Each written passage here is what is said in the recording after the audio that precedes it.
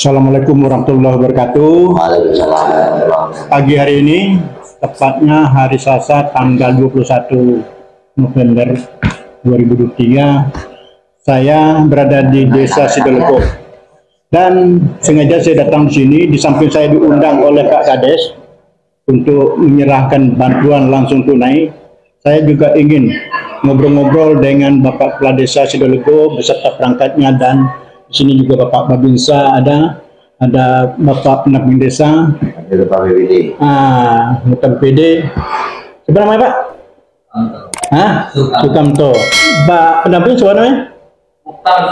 Mukhtar Zuhri. Pak ini Pak Kuswanto. Nah ini Pak Kades kita, Ruslan Miskun. Pak Kades kebanggaan kita. Alhamdulillah. Kecamatan Kapasitas, tepatnya Desa Sidoarjo. Sekarang saya mulai berbincang-bincang dengan beliau.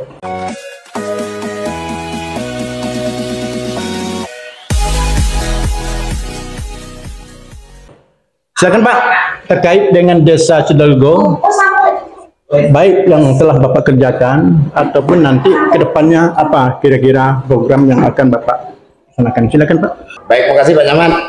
Ini sebenarnya sudah beberapa kali beliau minta untuk sesi seperti ini kan. Iya. Memang karena kesibukan dan lain sebagainya, insya Allah hari ini baru terlaksana. Terima kasih Pak Nyaman sudah hadir di Desa Sidoarjo di pembagian bantuan langsung tunai anggaran 2023 dana desa tahap keempat, tahap terakhir. Iya. Jadi kalau Pak Camat tadi bertanya apa yang sudah dilakukan, apa yang akan dilakukan, itu bingung ya udah Pak PLD. Karena gawe ini kan gawe kolektif kalau di sini, bukan gawe kades. Jadi kami kan memang bentuk sistem di situ desa. Ya, artinya sistem semua komponen desa ini, baik lembaga, baik pemerintahan, itu semua bekerja sama. Jadi tidak bisa dikatakan berhasilnya Desa Sidoarjo ini karena kades, tidak. Kalau saya, jadi keberhasilannya memang karena kami sama-sama bersinergi. Ada tim ya? Betul, tim Pak Camat mengatakan. Jadi teamwork itu terdiri dari kepala desa bersama perangkat, ketua BPD dan anggota, LPM, PKK, Karang Taruna, semua terlibat di situ. Jadi bukan berarti ada Pak Babinsa yang luar biasa, pendamping yang luar biasa, Babin Kamtipmas. Memang kami kerja di kolektif dulu Pak Camat. Jadi nanya apa keberhasilannya, saya bingung keberhasilannya. Mungkin bertanya dengan yang lain, karena kami merasa bahwa kami ini masih jauh dari berhasil, masih sangat jauh. Mimpi-mimpi kami tentang Sidoarjo ini, pemberdayaan dalam kantor belum berhasil. Ide-ide yang kami tuangkan untuk merubah mindset masyarakat. Saya ada program dulu nonton TV dapat duit, ternyata gagal. Apa yang kami lakukan adalah satu, masyarakat melakukan UMKM di rumah, buat usaha, kita kasih bantuan ayam, mereka ternak ayam sambil buat jajan, dijual di BUMDes, sampai hari ini belum bisa terrealisasi. Ketika kita bicara ayam, kita sudah datangkan dari Universitas Jambi, kita kerjasama dengan Fakultas Peternakan, tapi faktanya ketika ada wabah yang menyerang di akhir tahun, kami gagal. Jadi kalau tanya keberhasilan, mungkin saya tidak menjawab, karena kami merasa ini belum berhasil Pak.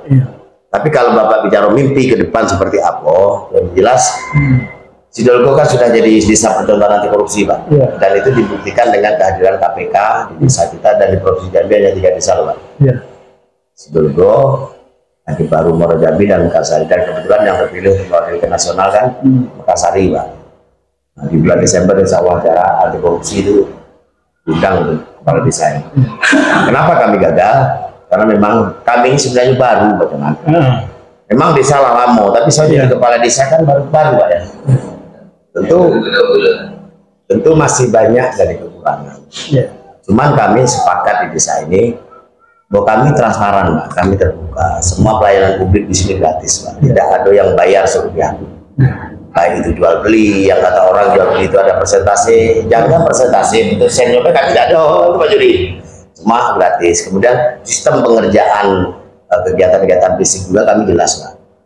Jadi aliran dana, alur dana itu mulai dari SPP, pencairan apa yang mau dicairkan, kemudian keuangan itu langsung ke PKA Pak. Laksana kegiatan anggaran. Jadi PKA itu langsung ke TPK. Jadi semua kegiatan kami tidak ada berurusan dengan bendahara. Karena bendahara hanya numpang hadir uang. Jadi langsung ke PKA masing-masing.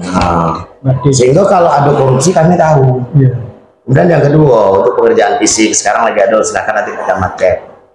Yang bekerja itu diawasi oleh TPK, ya langsung warga setempat. Iya. Rapnya dibuka, semua tahu.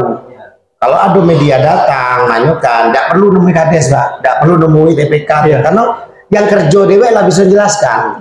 Nah itu Pak, itu yang kami lakukan.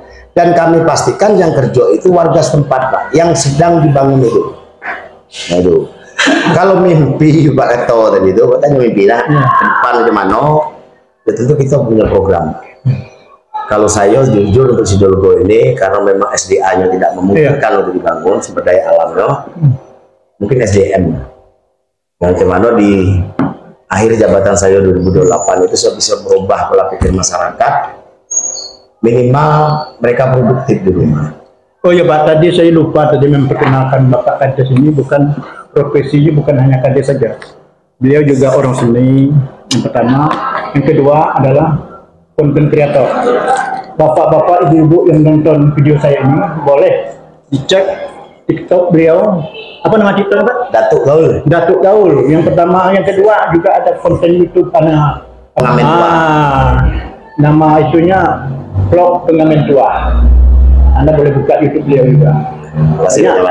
Banyak di dalam itu beliau bercerita tentang desa. Pokoknya yang sifatnya membangun, membuat kebijakan di dalam dunia ini ataupun untuk akhirat. Nah, itu beliau.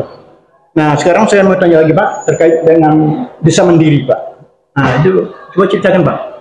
Gini Pak, kalau bicara desa mandiri, awal saya jadi kepala desa, posisi kan desa berkembang 2019, masih berkembang.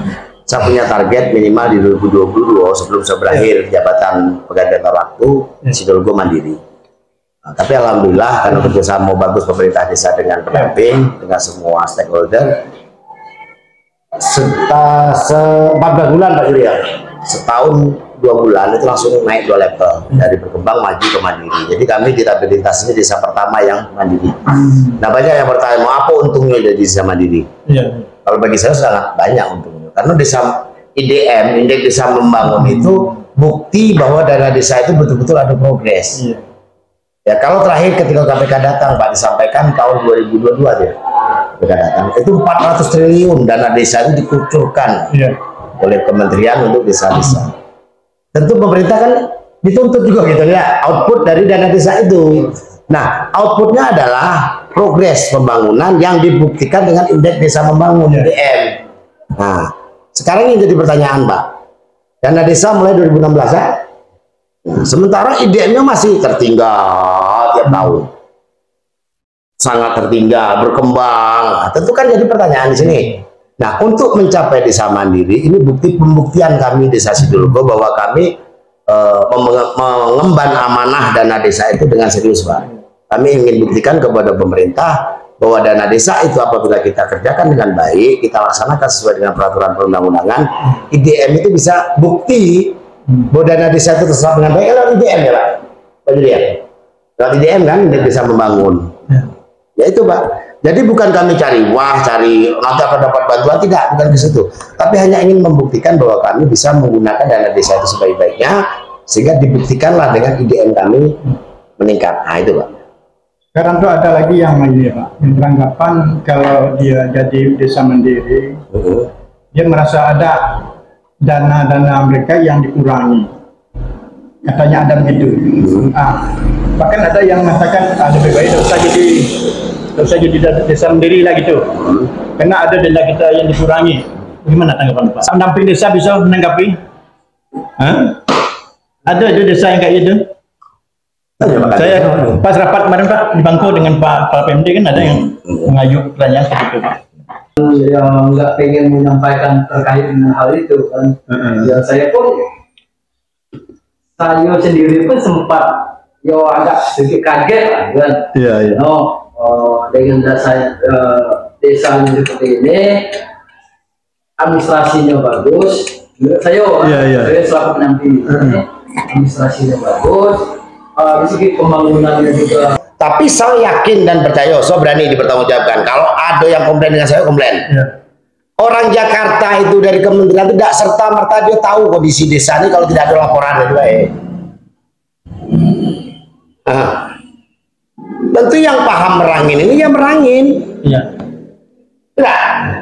Macam mana kondisi desa-desa ini, apa item, ada yang ngomong APBDes tepat waktu. Saya bisa buktikan, ayo kita cek. Desa mana yang 2022 itu buat APBDes sebelum 2023? Kalau itu jadi dasar. Katanya itu. Karena di 2022 ketika membuat APBDes 2023, saya sudah komplain Pak tentang pagu anggaran. Nah, pagu anggaran belum masuk, kami suruh mengesahkan APBDes. Yang jadi pertanyaan, macam mana kalau dana ini kurang atau bertambah? Akhirnya oke, kami tetap. Nah tahun ini insya Allah kami sesuai dengan pagu 2023 Pak Juli, kita tetapkan APBDes sebelum pagu keluar. Jadi dasar kami tetap di pagu tahun 2023 ini 760 juta itu Pak. 70 juta. Nah, jadi Bapak kalau bertanya tentang itu, ini kan lain Pak, beda, bukan berarti dana desa dikurangi, tidak. Kalau dana desa kami memang dari awal kami cek, kami memang di 730-an juta Pak, sebelum status mandiri. Kemudian ketika mandiri naik 996. Nah, di tahun berikutnya kembali ke pagu awal Pak. Nah, cuman kalau bicara alokasi kinerja, ini yang jadi pertanyaan kami di desa Sidulgo ini, saya dan kawan-kawan. Kalau Pak Camat ngomong nih, Pak pendamping ngomong sudah arbitrasi sini, tapi ternyata kami tidak dapat alokasi kerja. Nah ini kalau dari kementerian mendengar, nonton video ini, ya, saya mau, bisa, saya dikonfirmasi, diklarifikasi, saya bisa buktikan dan kita cek. Saya berani, saya tidak bicara bisa yang jauh-jauh. Layak tidaknya dapat alokasi kinerja. Kalau itu barometernya, ada Pak ya. Kemudian terkait dengan Pak, dengan bantuan langsung tunai tadi, Bapak pernah menyinggung tadi, untuk yang akan datang itu kan lebih baik ada semacam pemberian kail atau pancing daripada ikan ya. Ya lebih baik kita kasih seperti misalnya ada kambing yang dapat. Tolong jelaskan Pak. Baik. Tahun 2021 saya dibawa oleh Ibu Kadis PMD ke Kementerian berhadapan dengan Dirjen tentang kalau tidak salah PK 104 dan 40% BLT. Saya sampaikan sekarang dari 2020, 21, 22, 23 sudah 4 tahun BLT ya. 2020 sudah mulai ya. 21 betul ya. 21 ya. Sudah 3 tahun. Dengan pengalokasian bahkan sekarang diatur dengan 10-25% dari dana desa ini. Saya ingin tanya, KPM, keluarga penerima manfaat BLT, bantuan langsung tunai, apa manfaatnya hanya dengan duit 300.000 Pak? Saya sudah suarakan dulu, akan lebih baik pemerintah memberikan kail Pak, bukan ikan. Artinya jadikan ini modal usaha sehingga ini akan berkembang.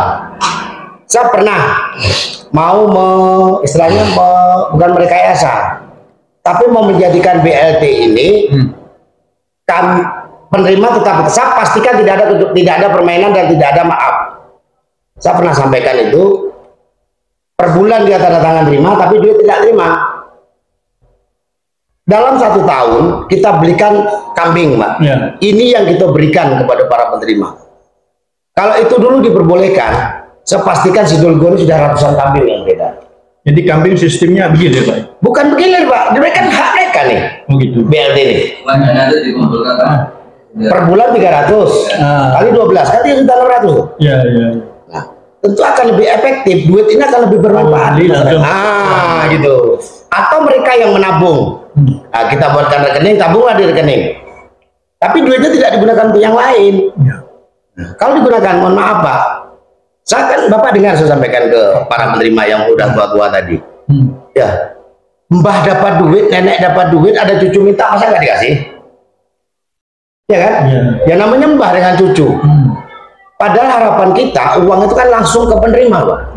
Jadi betul-betul digunakan oleh penerima untuk makan. Nah, seperti yang saya sampaikan, belilah beras. Tapi namanya masyarakat Pak, siapa bisa menjamin duit itu betul-betul digunakan seperti itu? Tidak mungkin juga kami pemerintah desa mengawal. Itu kan hak mereka. Cuman kami memberikan solusi ke pemerintah. Yang terjadi di lapangan Pak, banyak warga. Kalau kami insya Allah lah, ini tadi ada yang Pak Bisa baru cerita ya, di desa lain ya. Orang sehingga berharap, dan itu masih produktif. Kalau kami pastikan tidak ada yang produktif yang 5 orang-orang sepuh yang betul-betul tidak punya, kemudian orang sakit. Ya harapan kita bermanfaat untuk mereka. Tapi ya itu tadi, ya namanya 200-300 sebulan, Pak. Kalau untuk mengentaskan kemiskinan dari mana? Ya, tidak akan mengentas kemiskinan ini. Kalau hanya 300.000 per bulan, untuk beli beras, cuma berapa kilo? Ya cukup untuk makan 1 bulan. Belum lagi lauknya dengan cabai mahal. Nah, ini Pak. Jadi bukan berarti. Jadi program pemerintah ini bagus. Dia berpikir untuk masyarakat yang tidak punya, untuk kaum miskin, sehingga ada istilah miskin ekstrim. Cuman fakta di lapangan, uang ini mungkin akan lebih bermanfaat kalau dikemas tidak dalam bentuk duit, tapi permodalan. Apakah dibelikan ayam atau kambing atau usaha, sehingga ada penampungnya, mungkin seperti itu, Pak. Jadi terkait dengan pemerintahan desanya, ya kalau untuk aparatnya atau untuk peraturnya sekarang aman, Pak ya? Insya Allah sangat aman, Pak. Insya Allah.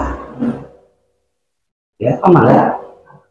Masalah seperti Babinsa kan sangat aktif sekali ya. Wah, kalau Babinsa BKPT Mas Gulgo mak kata Pak, sun dah Pak. Babin Ketik Mas ya. Luar biasa. Kalau Sidoarjo ya Pak. Sidoarjo ini memang masyarakatnya beraneka-ragam. Ada Sunda, ada Padang, Jawa, Dusun ada. Nah, jadi memang kalau kita lihat kalau di bidang dari militer kan kami pembinaan teritorial, salah satunya adalah pertahanan matra darat, termasuk pemuda-pemudanya di sini memang untuk jiwa kebangsaannya ada plus dibandingkan mungkin yang lain. Pemudanya juga sudah luar biasa. Itu tadi bincang-bincang saya dengan Bapak pertama, Bapak Kades Desa Sidoarjo kan, Bapak Babinsa, Bapak Pendamping Desa, dan Bapak PPD, Pak Kades Ruslan Miskun, Pak ya. Lagu apa Pak? Salah satu lagu lah Pak sebutkan. Ciptaan Bapak sendiri Pak. Boleh tak boleh? Hah? Boleh tak boleh? Itu dia. Boleh kami ngambil. Jadi demikian. Terima kasih. Assalamualaikum warahmatullahi wabarakatuh. Waalaikumsalam.